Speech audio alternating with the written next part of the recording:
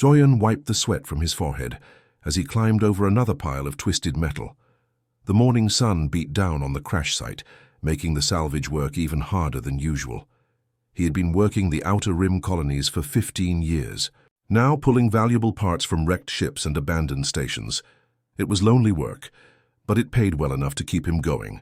The refugee transport had crashed 3 days ago. Most salvage crews avoided refugee ships because they rarely carried anything valuable. But Doyen needed the work, and even scrap metal was worth something these days. He was searching through the cargo hold when he heard it. A soft whimpering, sound that definitely wasn't the wind. Following the sound deeper into the wreckage, Doyen found her, a young alien girl, maybe 16 or 17 years old, trapped under a fallen beam. Her skin had a strange crystalline quality that caught the light, and there were faint patterns glowing under her skin that pulsed weakly with each breath. She was one of the Kithara, the species most humans called crystal rats or worse. Doyen had heard all the stories. The Kithara were supposed to be nothing more than scavengers, barely intelligent creatures that lived in the spaces between civilized worlds. The colonial government had strict rules about contact with them. Anyone caught helping a Kithara could lose their salvage license or worse. But looking down at the dying girl, Doyen couldn't see a mindless creature. Her large violet eyes looked up at him with unmistakable intelligence and desperate hope. The glowing patterns under her skin flickered faster when she saw him, almost like she was trying to communicate. "Easy there," Doyen said softly, though he doubted she understood. He worked carefully to lift the beam off her legs. She was smaller than a human her age would be, but the beam was still heavy enough to have caused serious damage. When he finally freed her, she tried to stand but collapsed immediately. Her left leg was badly injured, and she was dehydrated and weak from days without food or water. The smart thing would have been to leave her there. The legal thing, according to colonial law, would have been to report her location to the authorities. Instead, Doyen found himself scooping her up in his arms. She weighed almost nothing, and her strange crystalline skin felt warm against his hands. The glowing patterns under her skin pulsed brighter for a moment, and he could have sworn he heard a sound like distant music. Getting her back to his salvage station without being detected took careful planning. Doyen waited until after dark, then loaded her into a storage compartment in his transport ship. The flight back to his station took 2 hours, and he spent the whole time wondering if he was making the biggest mistake of his life. His salvage station was built into an old asteroid mining platform, far from the regular shipping routes. It had been abandoned for decades before Doyen bought it cheap and turned it into his base of operations. The isolation that sometimes made him lonely now seemed like a blessing. He set up a makeshift medical bay in one of the unused storage rooms. His medical supplies were basic, meant for treating cuts and burns from salvage work, not nursing an alien back to health. But he did what he could, cleaning her wounds and setting up an IV drip to get fluids into her system. For the first 2 days she barely moved. Doyen checked on her every few hours, bringing her water and the closest thing to universal nutrition paste he could find in his supplies. The glowing patterns under her skin remained dim, pulsing so slowly he sometimes worried she had died. On the 3rd day she opened her eyes and looked directly at him. This time there was no mistaking the intelligence there. She tried to speak, but the sounds that came out were unlike anything Doyen had ever heard. Musical tones that seemed to resonate through the metal walls of the station. "Hey, it's okay," he said, holding up his hands to show he meant no harm. "You're safe here." She tilted her head, studying his face intently. Then, to his amazement, she repeated his words back to him. Her pronunciation was perfect, even though she had never heard human language before. "Safe," she said, and the glowing patterns under her skin brightened to a warm gold color. Over the next few days, her progress was incredible. She absorbed human language like a sponge, pointing at objects and waiting for him to name them. Within a week, she could hold simple conversations. Her voice had a musical quality that made even ordinary words sound beautiful. Doyen learned that her name was something that sounded like flowing water over crystals. Since he couldn't pronounce it properly, he started calling her Nari, after a flower his grandmother used to grow. She seemed to like the name, and the patterns under her skin always glowed brighter when he said it. As her leg healed and she grew stronger, Nari began exploring the station. She was fascinated by everything: the computers, the machinery, even the basic life support systems.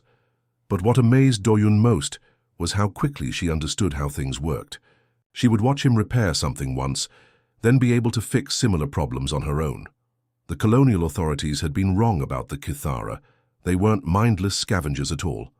Nari was easily as intelligent as any human Doyun had ever met, maybe more so. And as the days passed, he began to realize that saving her life might have been the best decision he had ever made.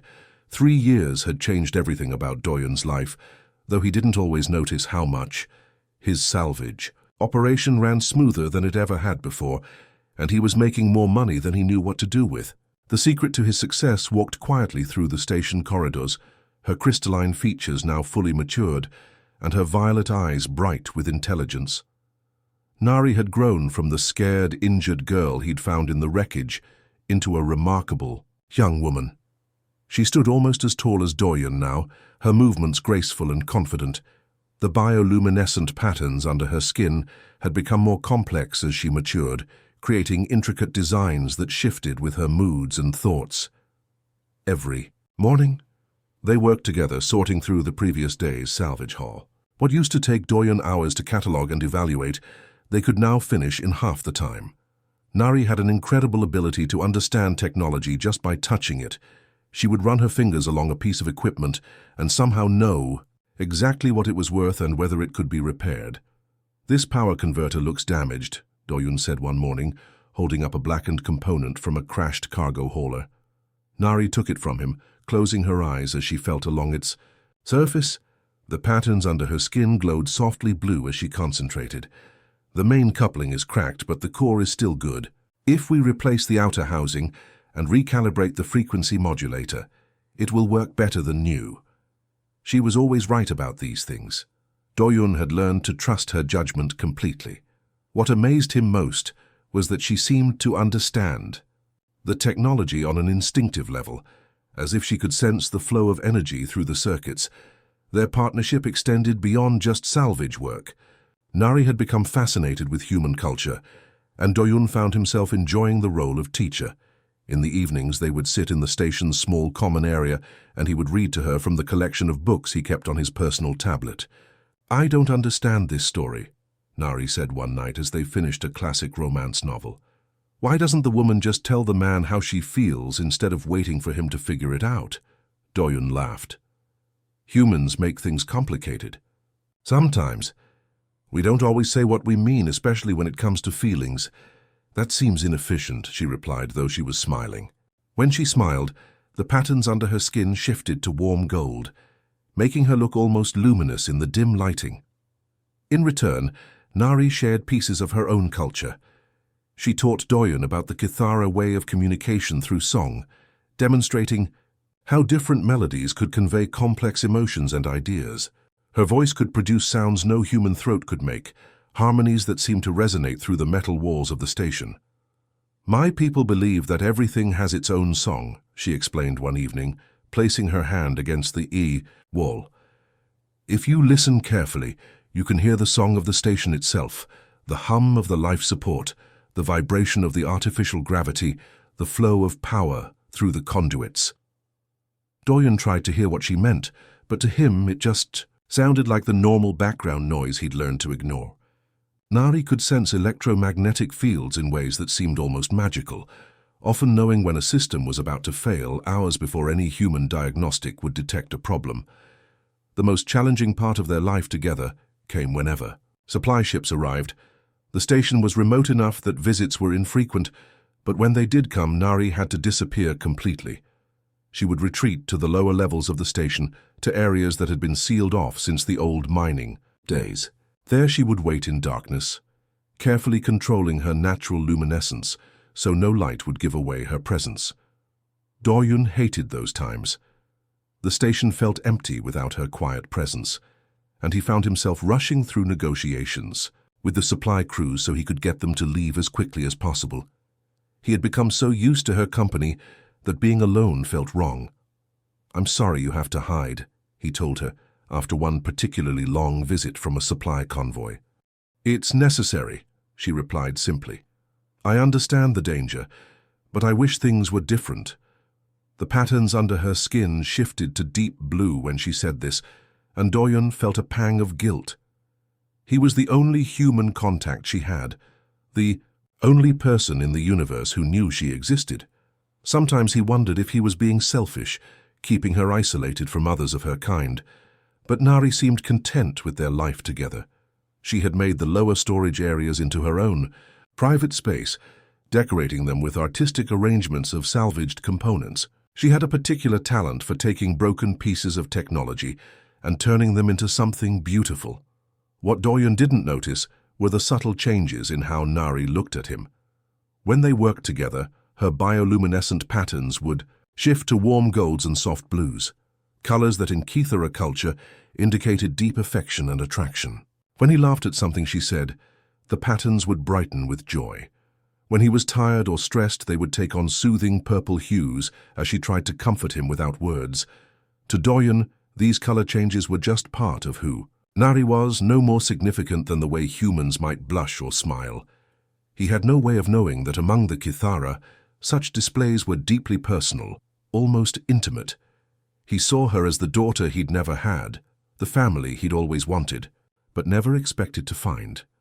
Nari, meanwhile, was discovering emotions she didn't fully understand. Her people matured differently than humans, and what Doyon saw as a young woman was actually a fully adult Kithara by her species standards. The feelings growing in her heart were becoming harder to ignore with each passing day. The warning alarm echoed through the salvage station, making Doyon's blood run cold. He rushed to the main console and saw 3 Colonial Defense Force ships approaching fast. This wasn't a routine supply run. This was an official inspection. "Nari," he called out, his voice tight with worry. "Code red. Get to the lower levels. Now." She appeared instantly, already moving toward the hidden passages they had prepared for exactly this situation. But as she passed him, her hand briefly touched his arm, and he saw the patterns under her skin flash bright red with fear. "Be careful," she whispered, then disappeared into the maintenance tunnels. The lead ship docked with a heavy clang that shook the entire station. Doyon straightened his work shirt and tried to look calm as the airlock cycled open. Commander Hana stepped through first, her sharp eyes already scanning everything around her. She was followed by 6 armed soldiers and a nervous-looking man carrying scanning equipment. "Doyon Kim," Commander Hana said, not bothering with pleasantries. "I'm here to conduct a routine inspection of your salvage operation." "Of course, Commander," Doyon replied, forcing a smile. "Though I have to say this is the first routine inspection I've had in 5 years of working out here." Hana's expression didn't change. "Your recent salvage reports show unusually high-value recoveries. Command wants to make sure you're not dealing in restricted technology or contraband." As the team spread out through the station, Doyon tried to stay calm.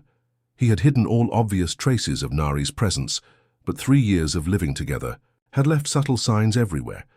He watched nervously as the scanner operator moved through the common areas, his equipment beeping softly. "These energy readings are interesting," the scanner operator said, frowning at his device. "There are some unusual electromagnetic signatures throughout the station." Doyon's heart pounded, but he kept his voice steady. "Old mining station," he said. "Lots of leftover equipment down in the lower levels. Some of it still has residual charge." Commander Hana studied him carefully. "Show me these lower levels." "Most of them are sealed off," Doyon said quickly. "Structural damage from the old mining operations, not safe to enter." "I'll be the judge of that," Hana replied coldly. They moved through the station. Doyon caught glimpses of the scanner readings over the operator's shoulder. The numbers were definitely unusual, showing energy patterns that didn't match standard human technology. He could only hope Nari was deep enough in the tunnels to avoid detection. Meanwhile, hidden in the maze of abandoned mining shafts, Nari pressed herself against the cold metal walls and tried to control her breathing. She could hear the footsteps above, the muffled voices of the search team. Her bioluminescent patterns were dim, carefully suppressed, but she could feel her emotions threatening to overwhelm her control. The inspection lasted 3 hours, Commander Hannah was thorough, examining every piece of equipment, every salvage, record, every corner of the accessible areas. But the sealed sections of the lower levels remained untouched, and gradually the energy readings faded as Nari moved deeper into the tunnels. "Your operation appears to be in order," Hannah finally admitted, though she didn't sound happy about it. "But I'll be keeping an eye on you, Kim. Those energy readings suggest there's more going on here than simple salvage work." After the ships departed, Do-Yun waited a full hour before calling for Nari. When she finally emerged from the tunnels, her crystalline skin was pale, and the patterns underneath showed deep blue stress marks. "That was too close," she said, leaning against him for support. "If they come back with better scanners, we'll figure something out," Do-Yun promised, putting his arm around her shoulders. "We always do." But the inspection had shaken both of them, and in the days that followed, their relationship began to shift in ways Do-Yun didn't fully understand. Nari seemed different somehow, more intense, more focused on him. She had always been attentive, but now her violet eyes followed his every movement with an intensity that sometimes made him uncomfortable. She began leaving small gifts around the station, intricate sculptures made from salvaged components, delicate wind chimes that played haunting melodies, jewelry crafted from rare metals they had recovered. Each piece was beautiful and obviously took hours to create.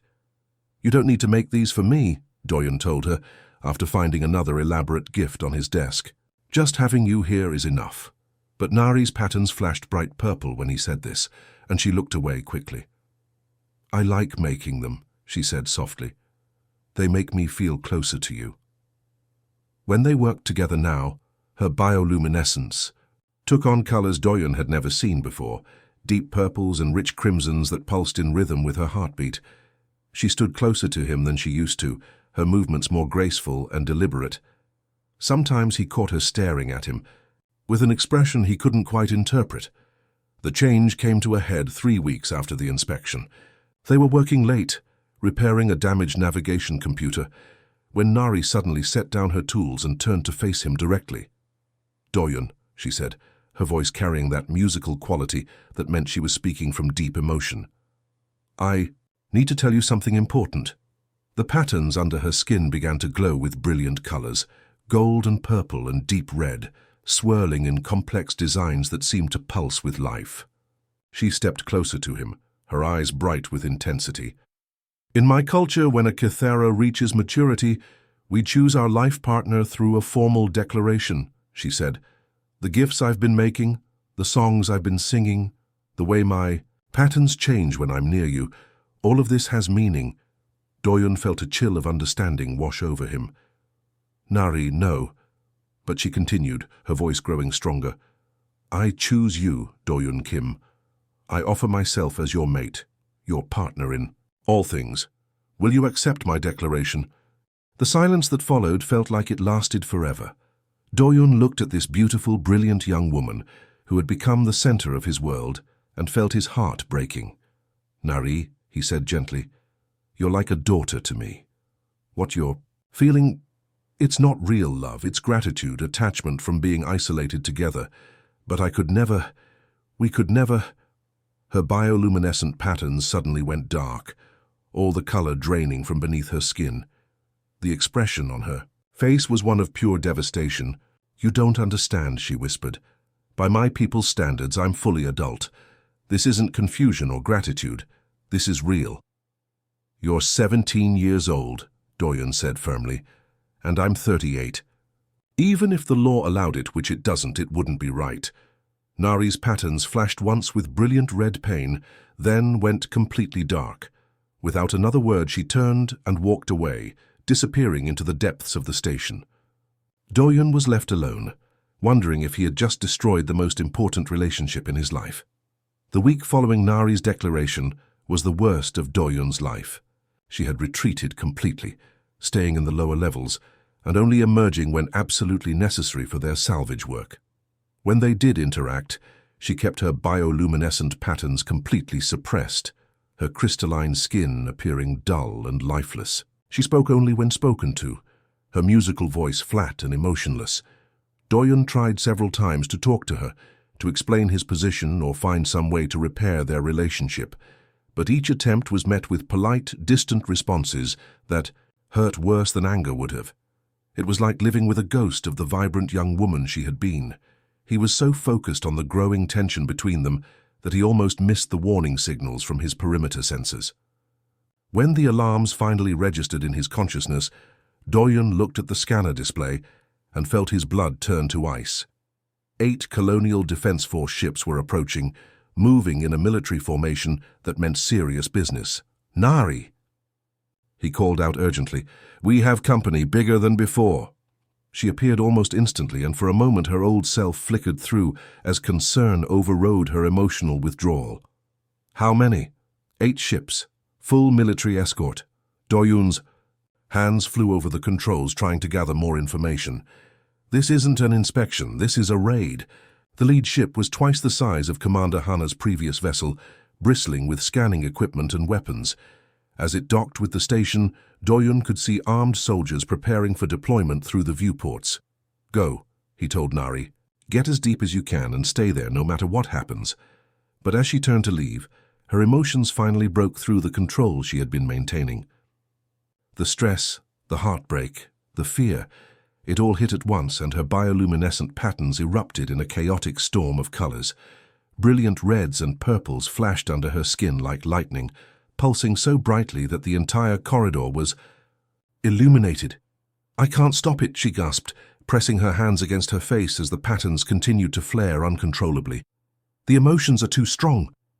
Doyon grabbed her shoulders, trying to help her regain control, but it was too late. The airlock was already cycling open, and heavy footsteps echoed through the station corridors.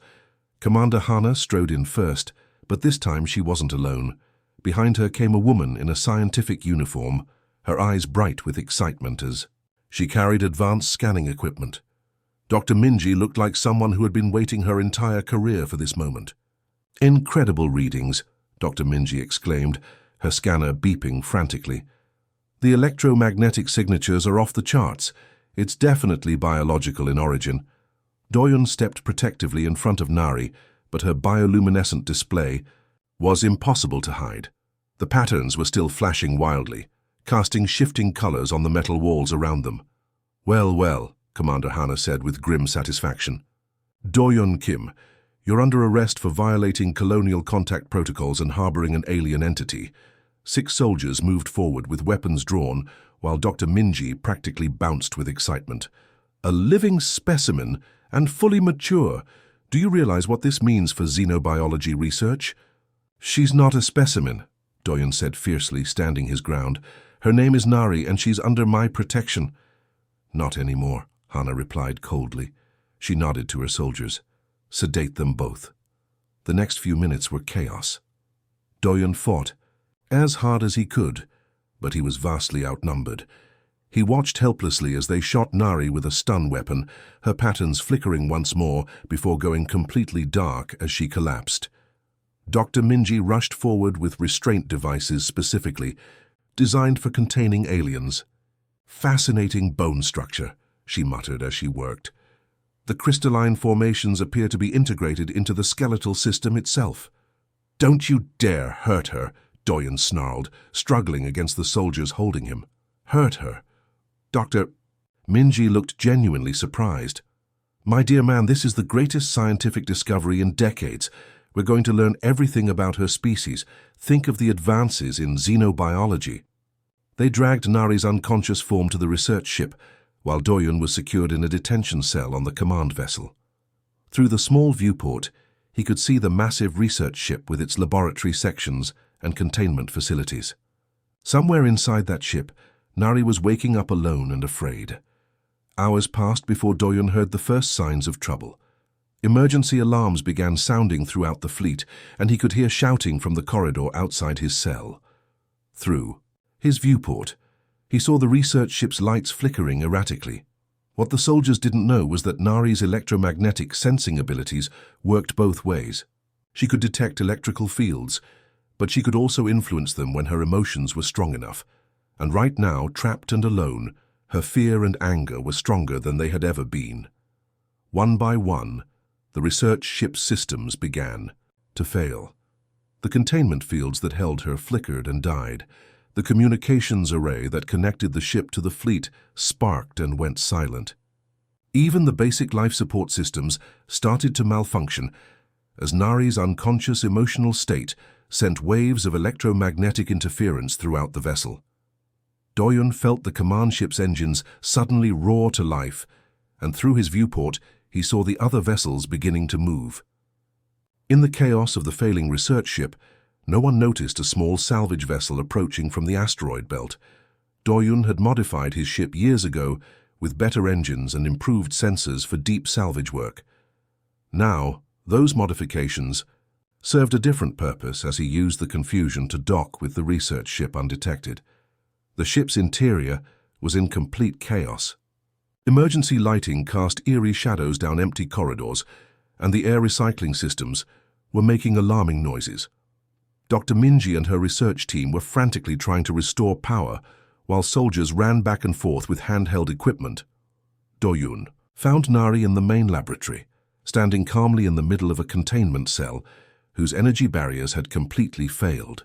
Her bioluminescent patterns were now pulsing with steady, purposeful colors, deep blues and greens, that seemed to resonate with the ship's failing electrical systems. "I was wondering when you would come," she said softly as he approached. "You hurt?" he asked, checking the restraint devices that lay broken on the floor around her. "No, but we need to leave quickly.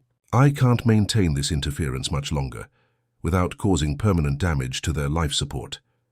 They made their way back to Doyon's ship, moving quickly through corridors filled with confused soldiers and panicking scientists. By the time anyone realized what was happening, they were already undocking and accelerating toward the asteroid belt. Pursuit ships launching. Nari called out from the sensor station, her abilities allowing her to detect the approaching vessels before they appeared on the scanner. "Hold on," Doyon replied, pushing his modified engines to their limits. "We're going where they can't follow."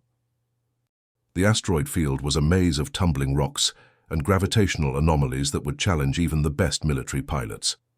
But Doyon had been navigating these spaces for years, and with Nari's electromagnetic senses guiding them around the larger asteroids, they quickly disappeared into the chaotic darkness.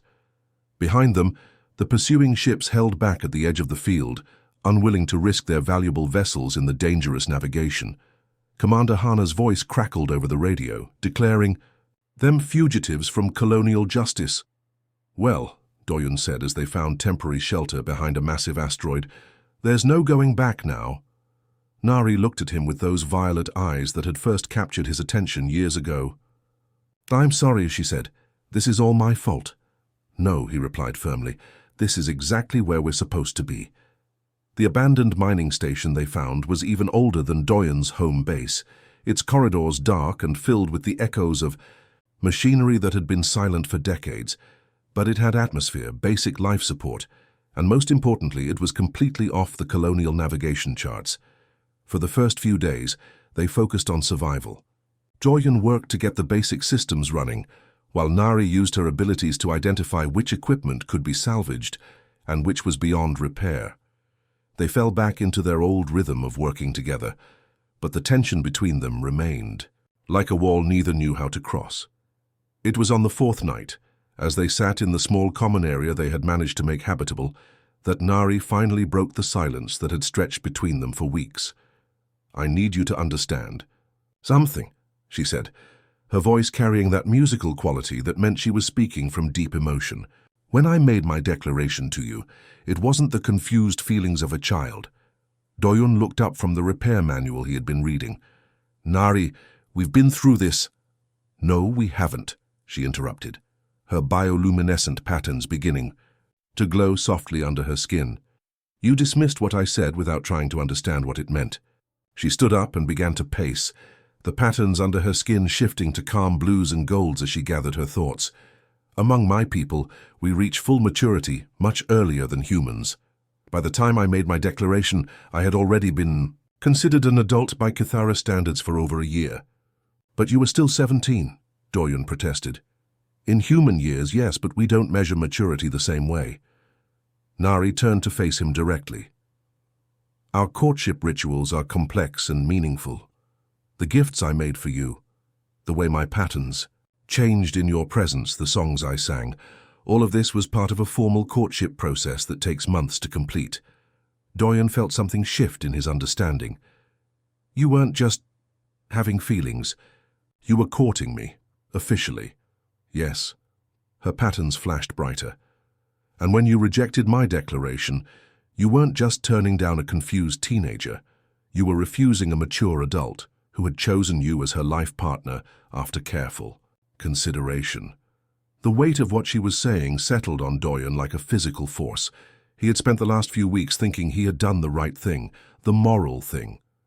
But now he realized he might have been applying human standards to a completely different situation. I didn't know, he said quietly. Your people. How do you determine when someone is ready for that kind of relationship? Nari sat back down, closer to him this time. We have tests, ceremonies, evaluations by the elders. It's not based on age alone, but on emotional maturity, intellectual development, and the ability to make binding life decisions. I passed all of these before we ever met, but you've been isolated here with me. How could you make a real choice without knowing other options? Her patterns shifted to warm gold, and for the first time in weeks she smiled. Do you think I chose you by default? Doyen, I've learned about human culture through your books and your stories. I know what options exist in the universe. I chose you because of who you are, not because you were the only person I've known. Doyen found himself really looking at her for the first time since her declaration. Not as the injured girl he had rescued, not as the ward he had protected, but as the remarkable woman she had become. She was brilliant, capable, beautiful in ways that had nothing to do with her alien features. And somewhere along the way, without him realizing it, his feelings for her had grown beyond those of a guardian. I've been thinking of you as a child, he admitted. But you're not, are you? I haven't been for a long time, she said softly. The question is, what are your feelings for me, really? Doyen was quiet for a long moment, examining emotions he had been afraid to acknowledge. I love you, he said finally. Not as a daughter or a ward, but as a woman. I've been fighting those feelings because I thought they were wrong. And now? Now I don't know what to think. He looked at her, really looked at her, and saw not the girl he had rescued, but the amazing person she had become. If you were human, if we had met under different circumstances... But we didn't, Nari said, moving closer to him. We met exactly as we were meant to. You saved my life, yes, but I saved yours too. You were alone out here, isolated from your own people. We saved each other. Before Doyen could respond, a new sound filled the station, a deep, resonant harmony that seemed to come from the walls themselves. Nari's head snapped up, her patterns suddenly blazing with brilliant colors. That's a Kithara song, she said, her voice filled with wonder and fear. A rescue song. My people are here. Through the station's old observation ports, they could see ships approaching. But these weren't the crude scrap vessels the humans imagined the Kithara used. These were sleek, beautiful craft that moved with a grace that suggested incredibly advanced technology. I have to answer them, Nari said, moving to the communications console. She began to sing, her voice creating harmonies that the station's systems somehow amplified and transmitted. What are you telling them? Doyen asked. That I'm safe, that I found something precious here. She paused in her song to look at him. I'm telling them about you. The lead Kithara ship docked with the station, and Doyen found himself face to face with beings he had been told were little more than animals. The three Kithara who entered were tall and graceful, their crystalline features more elaborate than Nari's, their bioluminescent patterns complex and beautiful. When they spoke, their voices created harmonies that made the station's metal sing. The eldest, whose patterns marked him as a leader, listened as Nari explained everything that had happened. She spoke in their musical language, but Doyen could understand the emotion in her voice as she defended their relationship. Finally, the elder turned to Doyen and spoke in perfect human standard. You are the one who saved our daughter. Yes, Doyen managed, and now she claims you as her chosen mate. Doyen looked at Nari, who was watching him with those violet eyes full of hope and love. If she'll have me, Yes. The elder's patterns shifted to what Doyon somehow knew was approval. Then you should know the truth about us. We are not the scavengers your people believe us to be. The Kythera collective is older than human civilization. We have been watching your species, evaluating whether you are worthy of contact. Watching. Us. Your treatment of our daughter has shown us something important about human capacity for compassion. You risked everything to save someone you thought was beneath you. You protected her and cared for her when your own laws forbade it. This gives us hope for your species. Nari stepped forward and took Doyun's hand. I choose to stay with him, she announced. He is my mate, my partner, my choice. The elder nodded solemnly. Then he will be our first human ambassador. Together, you will help forge a new relationship between our peoples. As Doyon looked around at the advanced Kythera ships, at Nari's radiant smile, at the future that was suddenly opening before them, he realized that love truly could bridge any gap between species, between worlds, between two hearts that had found each other in the vast darkness of space. I accept, he said, squeezing Nari's hand. We accept. Her bioluminescent patterns exploded into brilliant golds and purples, more beautiful than anything he had ever seen. And in that moment, Doyon knew that saving her life had been the beginning of something far greater than either of them had ever imagined.